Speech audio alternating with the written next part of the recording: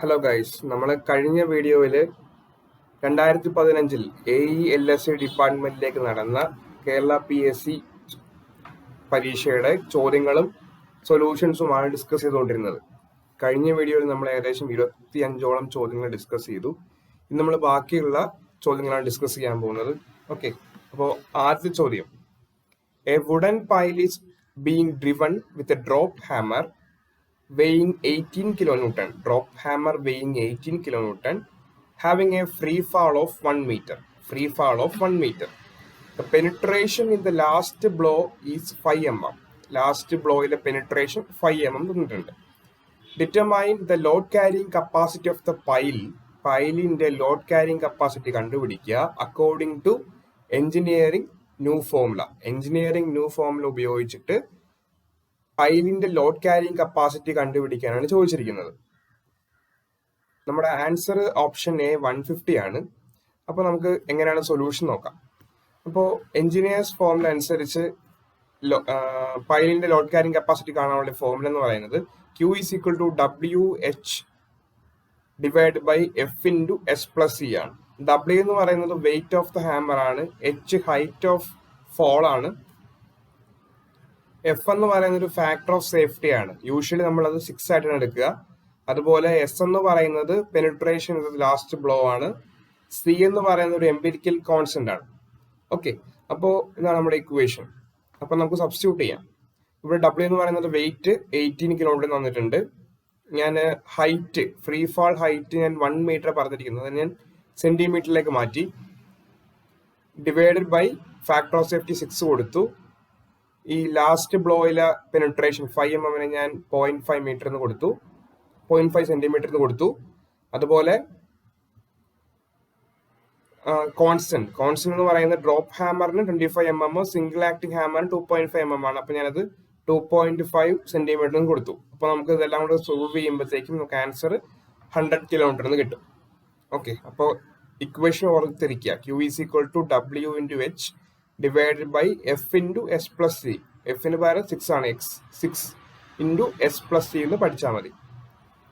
അടുത്ത ചോദ്യം, the dry density of which sample is expected to be high. താഴെ പറയുന്ന ഏത് മെറ്റീരിയലിനാണ് അല്ലെങ്കിൽ ഏത് മെറ്റീരിയലിനാണ് ഡ്രൈ ഡെൻസിറ്റി ഏറ്റവും മാക്സിമം വരും, ഹൈ എന്ന് പറയുന്നത്? അപ്പോൾ ആൻസർ ഓപ്ഷൻ ബി ഡെൻസ് സാൻഡിനാണ്. ഡെൻസ് സാൻഡിനായിരിക്കും മാക്സിമം ഡ്രൈ ഡെൻസിറ്റി ഉണ്ടാവുക, അല്ലെങ്കിൽ ഹൈ ഡ്രൈ ഡെൻസിറ്റി ഉണ്ടാവുക. അടുത്ത ചോദ്യം, which among the following is the great circle formed by a plane passing to the observer's position that is perpendicular to the direction at that point intercepts the celestial sphere? Answer option D, horizon ആണ്. Okay, അടുത്ത ചോദ്യം, what is known as a watertight enclosure made up of sheet pile walls, usually temporary built around a working area for the purpose of excluding water during construction? Okay, ഇതെന്താന്ന് വെച്ച് കഴിഞ്ഞാൽ നമ്മളൊരു കൺസ്ട്രക്ഷന്റെ സമയത്ത് എന്തെങ്കിലും construct ചെയ്യുന്ന സമയത്ത് ആ ഒരു വർക്കിംഗ് ഏരിയയിലേക്ക് വാട്ടർ വരാണ്ടിരിക്കാനായിട്ട് ഷീൽഡ് പൈപ്പ് വാൾസ് കൊണ്ട് നമ്മൾ ടെമ്പററി ആയിട്ട് കൺസ്ട്രക്ഷൻ ഉണ്ടാക്കും, ഒരു വാട്ടർ ആയിട്ട് കൺസ്ട്രക്ഷൻ ഉണ്ടാക്കും, ഒരു എൻക്ലോഷർ ഉണ്ടാക്കും. ആ എൻക്ലോഷറിനെ നമ്മൾ കോഫർ ഡാംസ് എന്ന് പറയാം. കോഫർ ഡാംസിനെ കുറിച്ചൊക്കെ ഞാനൊരു വീഡിയോ ചെയ്തിട്ടുണ്ട്. അതിനെക്കുറിച്ചുള്ള ഡിഫറെന്റ് ടൈപ്സ് ഒക്കെ നമുക്ക് അത് റെഫർ ചെയ്യാവുന്നതാണ്. അപ്പൊ answer option A, coffer dams ആണ്. അടുത്തത്, what is mean by Froude's number? Froude number ഏതാണ് ചോദിച്ചിരിക്കുന്നത്? Answer option C, ratio of square root of inertia force and gravity force. Inertia ഫോഴ്സിന്റെയും ഗ്രാവിറ്റി ഫോഴ്സിന്റെ റേഷ്യോയുടെ സ്ക്വയർ റൂട്ട് ആണ് ഫ്രൂട്ട്സ് നമ്പർ എന്ന് പറയുന്നത്. അതുപോലെ option A, ratio of inertia force and viscous force. Inertia ഫോഴ്സും വിസ്കസ് ഫോഴ്സും തമ്മിലുള്ള റേഷ്യോനെ നമ്മൾ റെയ്നോൾഡ്സ് നമ്പർ എന്നാണ് പറയുന്നത്. അതുപോലെ option B, the ratio of square root of inertia force and pressure force. Pressure ഫോഴ്സിന്റെയും ഇനേർഷ്യ ഫോഴ്സിന്റെയും പ്രഷർ ഫോഴ്സിന്റെയും റേഷ്യോയുടെ സ്ക്വയർ റൂട്ട് എന്ന് പറയുന്നതും യൂളേഴ്സ് നമ്പർ ആണ്. ഓയിലേഴ്സ് നമ്പർ യൂളേഴ്സ് നമ്പർ എന്ന് പറയാം. ഓക്കെ, ഫ്രൂട്ട്സ് നമ്പർ എന്ന് പറയുന്നത് ratio of square root of inertia force and gravity force ആണ്.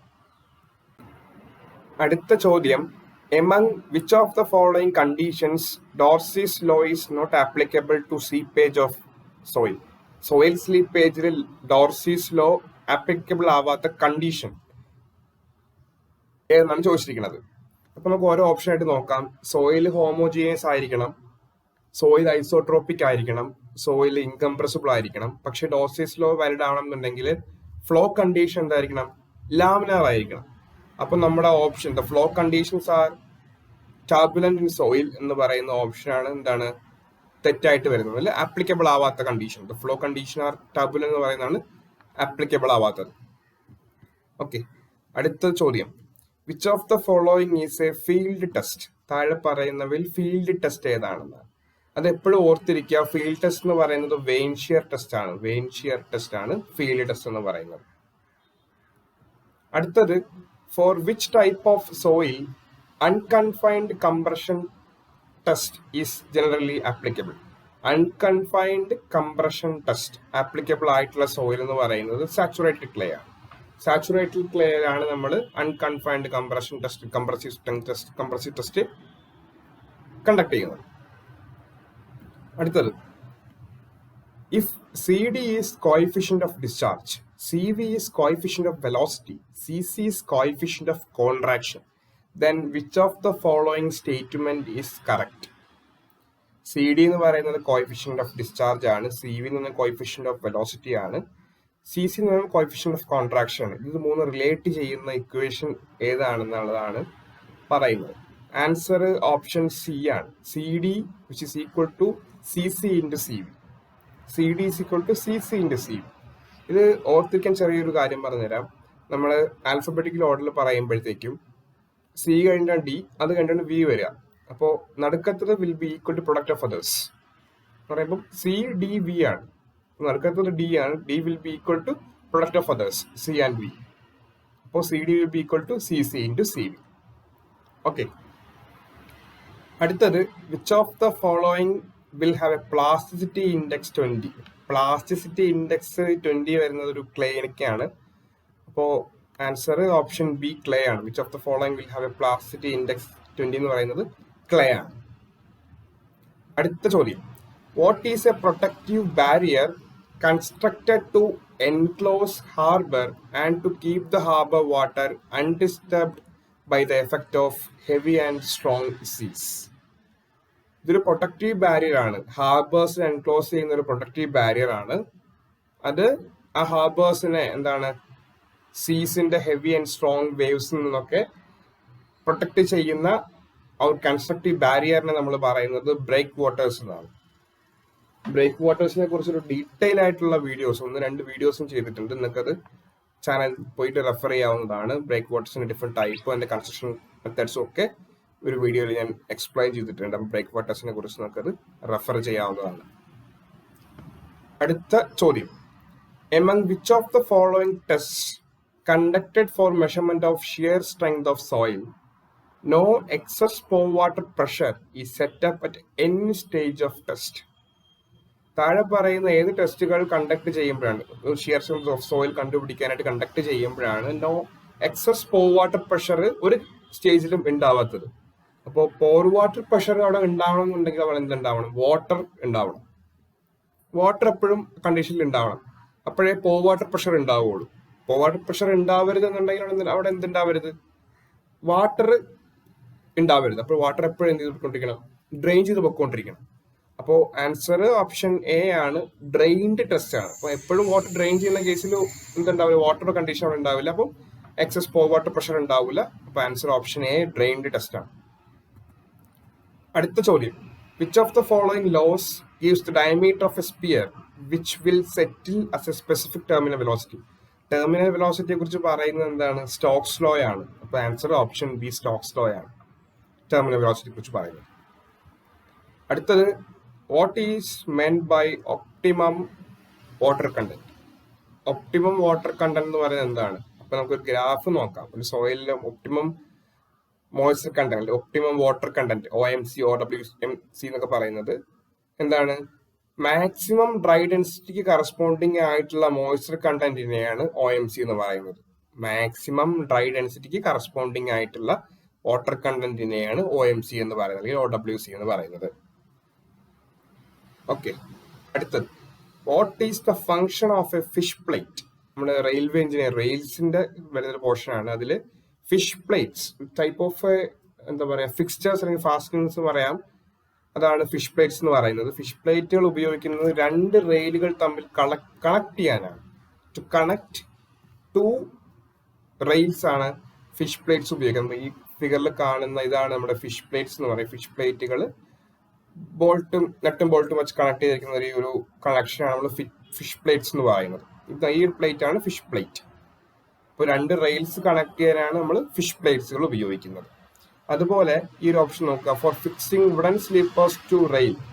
വുഡൻ സ്ലീപ്പേഴ്സിനെ റെയിലുമായിട്ട് കണക്ട് ചെയ്യാൻ നമ്മൾ ഉപയോഗിക്കുന്നത് സ്പൈക്സ് എന്നൊക്കെ പറയാം. സ്പൈക്സ് ആണ് വുഡൻ സ്ലീപ്പേഴ്സിനെ റെയിലായിട്ട് കണക്ട് ചെയ്യാൻ ഉപയോഗിക്കുന്നത്. അടുത്തത്, which among the following is pressure on a fluid below atmospheric pressure. Atmospheric പ്രഷറിന് താഴെയുള്ള പ്രഷറിനെ നമ്മൾ വാക്വം പ്രഷർ എന്ന് പറയാം. അറ്റ്മോസ്ഫിയർ പ്രഷർ താഴെയുള്ള പ്രഷർ നമ്മൾ വാക്വം പ്രഷർ എന്നാണ് പറയുക. അടുത്തത്, which of the following is the unit of coefficient of consolidation. coefficient of consolidation ന്റെ യൂണിറ്റ്. അപ്പോൾ നമ്മൾ coefficient of consolidation ഒരു ജനറൽ ഇക്വേഷൻ പഠിച്ചിട്ടുണ്ട്. CV is equal to TVD²/T. അതില് TV എന്ന് പറയുന്ന ഒരു ടൈം ഫാക്ടർ ആണ്, കോൺസ്റ്റന്റ്, അതിന്റെ യൂണിറ്റ് ഇല്ല. ഇനി D എന്ന് പറയുന്നത് ഡ്രെയിനേജ് പാത്താണ്. അത് നമുക്ക് വേണമെങ്കിൽ സെന്റിമീറ്റർ എന്നോ മീറ്റർ എന്നോ പറയാം. ഞാൻ സെന്റിമീറ്റർ എന്ന് പറയാണ്. ടൈം ഞാൻ സെക്കൻഡിൽ പറയാണ്. അപ്പോ യൂണിറ്റ് എങ്ങനെ എഴുതാം? Centimetre square per second. Answer option A, centimetre square per second ആണ്. ഓക്കെ, അടുത്തത്, soil with a value of coefficient of permeability ranging from 10⁻⁵ mm per second to 10⁻³ mm per second can be classified as semi-pervious. 10⁻⁵ to 10⁻³ mm per second range വരുന്ന coefficient of permeability range വരുന്ന soils നമ്മൾ semi-pervious soils എന്ന് പറയാം. അടുത്തത്, which of the following soil samples will have grains of almost same particular size. Almost same size വരുന്ന particles ഉള്ള ആ ഒരു സോയിൽ സാമ്പിളിനെ, ഗ്രേഡഡ് സോയിൽ സാമ്പിളിനെ നമ്മൾ എന്താ പറയുന്നത് വെച്ച് കഴിഞ്ഞാൽ poorly graded. Answer option D, poorly graded ആണ്. അപ്പോൾ ഈ ഗ്രാഫിൽ നമുക്ക് ഈ കാണുന്ന ഒരു ബ്രൗൺ കളർ കർവ് ആണ് നമ്മുടെ പൂവർലി ഗ്രേഡഡ് എന്ന് പറയുന്നത്. കാരണം ഇതിൽ നോക്കിയേ, ഓൾമോസ്റ്റ് ഈ ഒരു റേഞ്ചിൽ അടുത്തടുത്ത സോയിൽ സൈസുള്ള പാർട്ടിക്കിൾസ് ആണ് വന്നിരിക്കുന്നത്. അപ്പോൾ അങ്ങനെ ഒരു കർവ് വന്നപ്പോൾ ആ കർവ് നമ്മൾ പൂവർലി ഗ്രേഡഡ് സോയിൽസ് എന്ന് പറയാം, സോയിൽ സാമ്പിൾ എന്ന് പറയാം. അപ്പൊ കർവ് ഇതാണ്. അപ്പൊ ഈ റെഡ് കാണിച്ചിരിക്കുന്നതാണ് വെൽ ഗ്രേഡ്. അപ്പോൾ ഓൾമോസ്റ്റ് എല്ലാ സൈസിലുള്ള പാർട്ടിക്കിൾസ് ഉണ്ടാവും, അതിനെ വെൽ ഗ്രേഡ് എന്ന് പറയും. അതുപോലെ ഈ ഒരു നീല കർവ് കാണുന്നില്ല, ഒരു ബ്ലൂ കളർ കർവ് കാണുന്നത്, അതിനെ ഗ്യാപ് ഗ്രേഡ് എന്ന് പറയും. പർട്ടിക്കുലർ റേഞ്ച് ഓഫ് സൈസ് ഉള്ള പാർട്ടിക്കിൾസ് എന്തായിരിക്കും, അതിൽ മിസ്സിംഗ് ആയിരിക്കും. ഇവിടെ ഈ ഒരു പർട്ടിക്കുലർ റേഞ്ച് ഓഫ് സോയിലില് എന്താണ് മിസ്സിംഗ് ആണ്. Particular range of soil size ഉള്ള സോയിൽസ് എന്താണ്, സോയിൽ സാമ്പിൾസ് അല്ലെങ്കിൽ സോയിൽ ഗ്രെയിൻസ് മിസ്സിംഗ് ആണ്. അപ്പോൾ ആ ടൈപ്പ് സോയിൽ സാമ്പിൾ തന്നെയാണ് നമ്മൾ എന്ത് പറയുന്നത്, ഗ്യാപ് ഗ്രേഡ് എന്ന് പറയും. ഗ്യാപ്പ്, ഒരു പർട്ടിക്കുലർ ഗ്യാപ്പ് ഉണ്ട്, അതിനെ നമുക്ക് ഗ്യാപ് ഗ്രേഡ് എന്ന് പറയാം. എല്ലാ ടൈപ്പ് സോയിൽ പാർട്ടിക്കിൾസ് ഗ്രെയിൻസ് ഉള്ള പാർട്ടിക്കിൾസ് ഉണ്ടെങ്കിൽ അതിന് വെൽ ഗ്രേഡ് എന്ന് പറയാം. ഓക്കെ, അടുത്തത്, which of the following is the term used to change in volume of soil per unit of initial volume due to given increase in pressure. Given unit increase in pressure. അപ്പോൾ എന്താണെന്ന് വെച്ച് കഴിഞ്ഞാൽ change in volume delta V by pressure ആണ്. Answer option A, coefficient of volume compressibility അല്ലെങ്കിൽ coefficient of volume change ആണ് എന്ത്, delta V by pressure എന്ന് പറയുന്നത്. ഓക്കെ, അതുപോലെ കോയിഫിഷ്യന്റ് ഓഫ് കംപ്രസിബിലിറ്റി എന്ന് പറയുന്നത് change in void ratio by change in pressure ആണ്, അല്ലെങ്കിൽ ചേഞ്ച് ഇൻ സ്ട്രെസ് ആണ്. ഡെൽറ്റ ഇ ബൈ ഡെൽറ്റ സിഗ്മയാണ് നമ്മൾ എന്ത് പറയുന്നത്, കോയിഫിഷ്യന്റ് ഓഫ് കംപ്രസിബിലിറ്റി എന്ന് പറയുന്നത്. ഓക്കെ, അടുത്തത്, which of the following values the void ratio in soil can have theoretically. So void ratio theoretical value can be less than or more than 1 ആണ് answer. അടുത്ത ചോദ്യം, by which simple equation the hydrologic cycle may be expressed. താഴെ പറയുന്ന ഏത് equation ആണ് hydraulic cycle express ചെയ്യുന്നത്? Option D precipitation will be equal to evaporation plus runoff ആണ് hydrologic cycle express ചെയ്യുന്ന സിമ്പിൾ ഇക്വേഷൻ എന്ന് പറയുന്നത്. P is equal to E plus R. അടുത്തത് which among the following is a functional relation connecting the value of specific gravity, void ratio, water content and degree of saturation? Geotechnical soil സാമ്പിളിന്റെ relation പറയുമ്പോൾ നിങ്ങൾ different terms പറയുമ്പോൾ പറയുന്ന ഒരു ടേമാണ് ഈ specific gravity, void ratio, water content, degree of saturation എന്ന് പറയുന്നത്. അത് നമ്മൾ റിലേറ്റ് ചെയ്യുന്ന ഇക്വേഷൻ ഏതെന്ന് ചോദിച്ചിരിക്കുന്നത്. നമ്മൾ ഇക്വേഷൻ ഇങ്ങനെ പഠിക്കും: ES is equal to WG. ES is equal to WG. E എന്ന് പറയുന്നത് വോയിഡ് റേഷ്യോ ആണ്, S എന്ന് പറയുന്നത് specific gravity, W water S എന്ന് പറയുന്നത് ഡിഗ്രി ഓഫ് സാച്ചുറേഷൻ, W എന്ന് പറയുന്നത് വാട്ടർ കണ്ടന്റ്, G എന്ന് പറയുന്നത് specific gravity. Void ratio, degree of saturation, water content, specific gravity. ES is equal to WG എന്ന് പറയുന്ന റിലേഷൻ. അടുത്തത് for what purpose stiffness are used in a plate girder? ഒരു plate ഗേർഡറിൽ stiffness use ചെയ്യുന്നത് web buckling ഒഴിവാക്കാനാണ്. To prevent buckling of web we are providing stiffness in a plate girder. Plate ഗേർഡറിൽ നമ്മൾ stiffness use ചെയ്യുന്നത് to prevent the buckling ആണ്, buckling of web. അടുത്ത ചോദ്യം: coefficient of permeability is inversely proportional to which of the following? Coefficient of permeability is inversely proportional to viscosity. Coefficient of permeability is inversely proportional to viscosity ആണ്. ബാക്കി എല്ലാത്തിനും അത് directly proportional. Void റേഷ്യോയ്ക്ക് proportional ആണ്, unit weight of വാട്ടറിന് proportional ആണ്, ഡയമീറ്ററിന്റെ സ്ക്വയറിന് എന്തുമാണ് proportional ആണ്. Okay, അപ്പോൾ ബാക്കിയുള്ളതിനൊക്കെ അത് പ്രൊപ്പോർഷണൽ ആണ്, വിസ്കോസിറ്റിക്ക് അത് ഇൻവേഴ്സ്ലി പ്രൊപ്പോർഷണൽ ആണ്. ഓക്കെ, അപ്പോൾ താങ്ക് യു. ഈ വീഡിയോയിൽ നമ്മൾ ഏകദേശം 25ഓളം ചോദ്യങ്ങൾ നമ്മൾ ഡിസ്കസ് ചെയ്തു. ഇനിയും കുറച്ച് ചോദ്യങ്ങളുണ്ട്, നമുക്കത് അടുത്ത വീഡിയോയിലായിട്ട് നമുക്ക് ഡിസ്കസ് ചെയ്യാം. Okay, thank you.